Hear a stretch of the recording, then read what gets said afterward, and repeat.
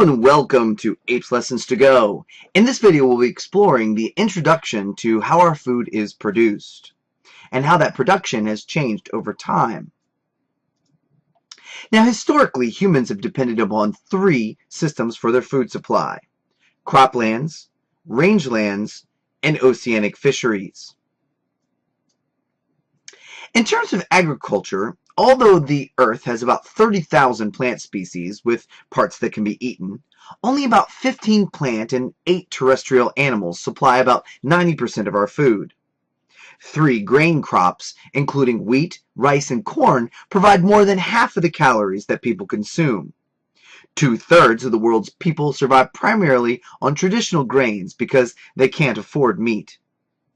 As income rises, people will actually consume more grain, but in the form of products of grain, like eating domesticated livestock.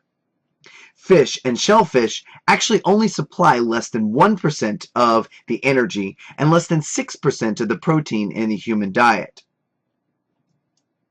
When it comes to agriculture, there's going to be two types of food production. We have our traditional agriculture and our industrialized agriculture. Traditional agriculture is also known as low-input agriculture, while industrialized agriculture is oftentimes referred to as high-input. Traditional agriculture is the most widely practiced form of food production in developing countries and actually produces about 20% of the world's food. Because traditional farming requires less fertilizers, pesticides, and fossil fuels, it's called low input. Traditional agriculture can actually be further classified as either being subsistence or intensive agriculture. Subsistence agriculture uses only humans and animal labor and only will produce enough food for the farmer's family. Intensive agriculture utilizes a little bit more human and animal labor, perhaps a little bit of fertilizer and irrigation is used to produce enough food for the family and a little bit more to sell for income. Now, with traditional agriculture, a variety of crops is grown on each plot of land. This form of farming is called polyculture because we have a lot of different species being grown on this little plot. What this does is it maximizes production and prevents loss. If we have perhaps a bad drought, because we have polyculture, there's a chance that some of the species that we're growing are a little bit more drought resistant. We also have a chance for different crop plants to be able to assist each other. Maybe taller plants are helping to shade the smaller plants. Now, there's a couple different ways that we can do this polyculture. We can do polyvarietal farming, where we're growing several varieties of the same crop. So we might have all of green beans, but we might have some different varieties that are there. We can do intercropping, where we put 2 or more different crops grown together in the same plot, kind of maybe grown in strips. Or we can use agroforestry, where our crops are grown along with trees that are also food producing, like apples grown in rows and then have some crops in between. Now, about 80% of the world's food supply is actually produced through industrialized agriculture. Now, industrialized farming is high input, and it requires a huge input of fossil fuels, water, commercial fertilizers, and pesticides. Industrial farming is also typically a single crop that's grown in each area. So it's a monoculture type of farming.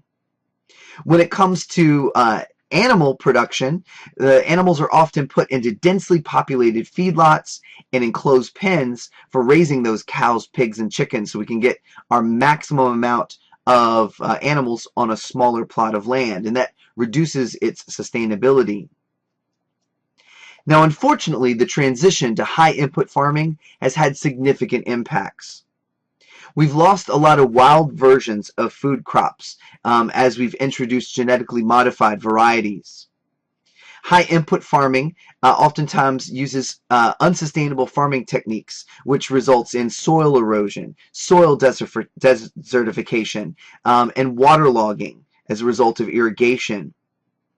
It also requires that high input In fact, about 17% of all the commercial energy in the United States is put into industrialized agriculture. The food that's produced on these industry farms travels about 2,400 kilometers from farm to plate, and that uses a lot of fossil fuels. So all of the environmental impacts that come from that energy use and energy consumption is associated with that industrialized farming. If we kind of look at the natural capital and the location of the world's principal type of food production, we see that a lot of industrialized agriculture happens in the developed world, in North America, Central America, and parts of South America, and all over Europe. Most of our shifting cultivation going from subsistence to industrialized is happening in that developing world. And there's still a few places where they rely mostly on nomadic ways of life because of the environment that's present there. Now, leading up to the 1950s, there was great fear that we would indeed run out of food and that there would be a famine widespread across the world. Well, a plant biologist by the name of Norman Borlaug, he actually came up with a way to perhaps increase the amount of food that we're producing, a process known as the Green Revolution. The Green Revolution required three major steps. The first thing that he had to do is to find ways to develop plant monoculture varieties that would produce high yield, and these would be our main staples of rice, wheat, and corn. He managed to do this by producing the high yields by putting in a lot of fertilizers, pesticides, and water. He also developed strategies to increase the number of crops that were grown per year on a plot of land, which is called multiple cropping. Unfortunately, what this does is it never leaves a field fallow, so it always has something growing on it. So we have a lot of production, but it's really depleting the soil of its nutrients. And so with this Green Revolution, we actually increased the global food production since 1950, 88%. So this was a great boon, and we did stave off quite a bit of starvation across the world. Now, a second Green Revolution began in 1967 and continued to the present. Now, the focus here was more on developing countries. There was a heavy influence on developing fast-growing varieties of rice and wheat that could live in more arid and tropical climates and actually produce 2 to 5 times that of traditional varieties. Now, the fast growth of these plants is actually going to allow the farmers to grow 2 to 3 crop cycles per year on the same land. So we've got an even greater increase in our yields.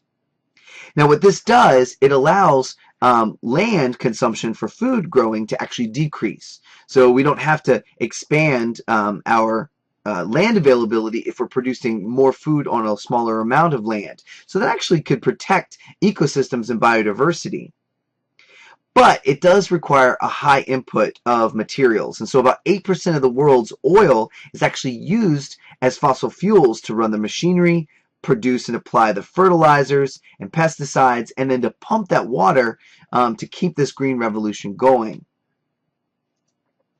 So here we see that the first green revolution took place mostly in the developed countries, and then our second green revolution moved on to our developing countries. We also see with these red dots very important agricultural research centers and seed banks where we're trying to bank seeds of our food crops just in case of an environmental emergency in the future. With the 2 green revolutions, we have been able to increase food production. Unfortunately, this has been done in a more unsustainable manner in that we have to put a large input of resources to grow greater quantities of food. So as our population increases, a question still remains.